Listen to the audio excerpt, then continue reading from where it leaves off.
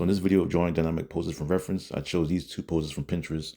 Now with this one, I started out with the head, and I kind of got the head at the head is at a slight tilt. So I drew the circle, and I kind of drew a line to kind of show that tilt in the head as I'm working my way down towards the body, and I'm working my way down towards the neck. And you see that when I make the neck, it's just like how I've done my previous poses where the neck is always straight down, and usually the pose is determined on how the head is tilt or how the chest is tilt and the shoulders and things like that.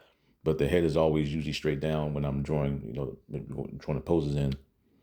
And now I'm adding that center line to kind of show that curve that's going on because of her body. Her body is like kind of like twisted in a little bent, a little curve. So you gotta add that curve in there just to make it easier to add in those other features. You see me right now adding in the leg, going straight down, adding in the little circle for the knee to kind of show that foreshorten. And whenever I'm adding, for shortened parts of the body, I always like to add in that circle for the knee or a circle for the shoulder, wherever it is, and your overlapping shapes around it to create that foreshortened look. I'm making the leg a little bit longer. We can kind of throw in that foot. Taking the foot in the bottom there. And making the leg a little bit longer. Now I'm going in to where the shoulder is. Adding in the cylinder for the arm. Going straight down. Adding the line for the, just to fill in that waist area. Adding in the forearm of the cylinder. I'm adding in kind of like a little light overlay where the hand would be, just so I can kind of measure out and see where the hand will go before I start to add in that cylinder.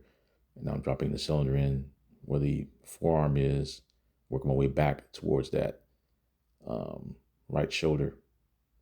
I always like to lightly place the hand in certain areas just because I want to know how far the hand will be. And then when I know the distance of how far the hand is or where the hand is going to go, I'll know the distance and I'll start to draw the arm from the hand towards the shoulder. That way, it's easier to figure out the distance and length of the arm from that particular body part. I'm adding in the fingers, usual methods before, cylinders for each of the fingers, 3 cylinders for the fingers. That's my method of figuring out the flow of the finger when I'm placing fingers in there. Because obviously when you're drawing over this and you're fixing it up to add in details, you're covering up those cylinders, you're erasing those cylinders because you don't want it to be, this is more for the construction phase. When you're just drawing the pose, figuring out the pose, the angle, the bends of the finger, and which way it's going to go. I'm going in, I'm just analyzing the reference a little bit more so I can figure out what's left to add in there. Add in the little rib cage area. Darken up some of the lines, trying to refine the pose a little bit more. Make sure I get the bend. I'm just going in there, I'm just fixing up some of the lines, some of the parts of the body. Now for this pose, I chose, he has one hand going out, one hand to the side, and it's a little foreshortening going on this one also, and a little more of the hands, and also that tilt in his head. So because his head is tilted down, I decided to use the box for his head just to show his head angled downwards. And now I'm adding in that back line where the neck is, but you can't really see much of it because a lot of it's going to be covered by his arm. So I didn't really focus too much on that area. And the center line, circle for the shoulder.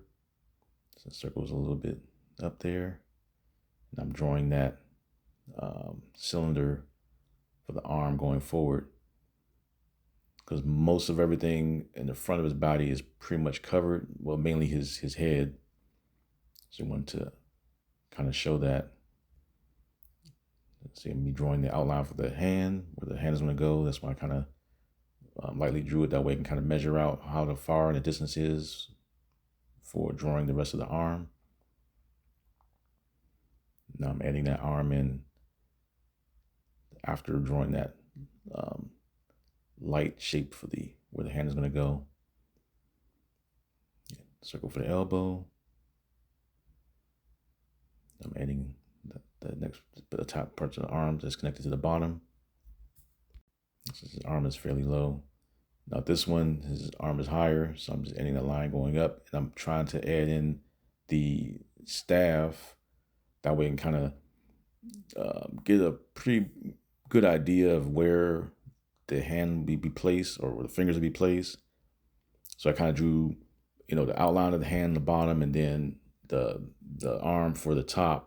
And I'm drawing the staff out. That way I can kind of see how far to measure or place the fingers onto the staff.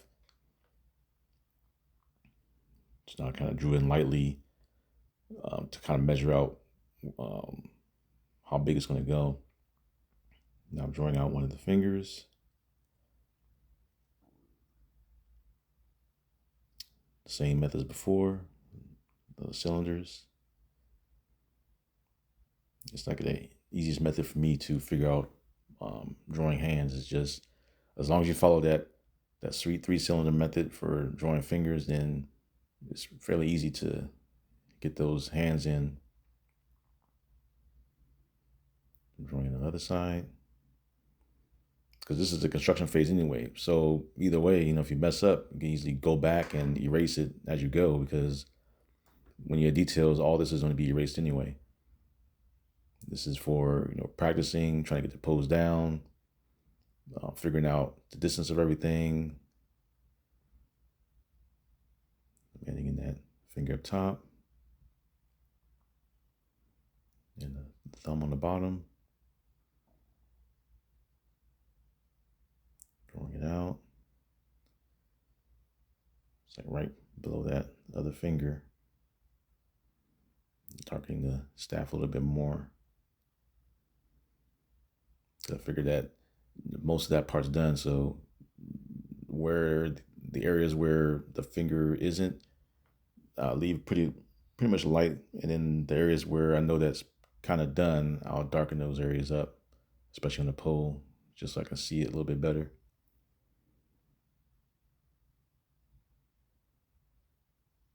Now I'm going and I'm working in that second hand on the bottom.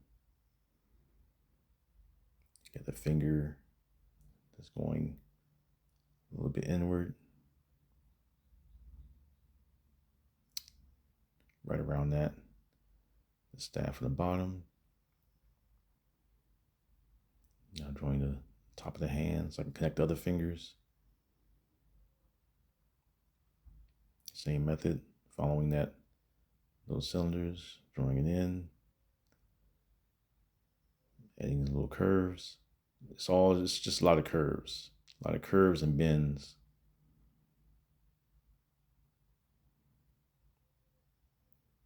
Getting that finger in there. I'm drawing the pole down just the staff just a little bit more, so I can lay that other finger right on top of it.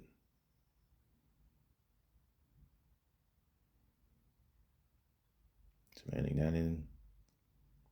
That one's pretty much straightforward, since it's literally laying on top of the staff. And the other one, the two fingers, or I say the two easiest fingers, because they're pretty much straight. Have that going out, and then the other thumb that's right behind that. Just following it out. Drawing that thumb in there. Now darkening the rest of the staff. And the pose is fairly done. Not too much, not too long doing it. It was pretty quick. That way you can get in there, jot it down quickly, and create whatever character you want to create using this pose.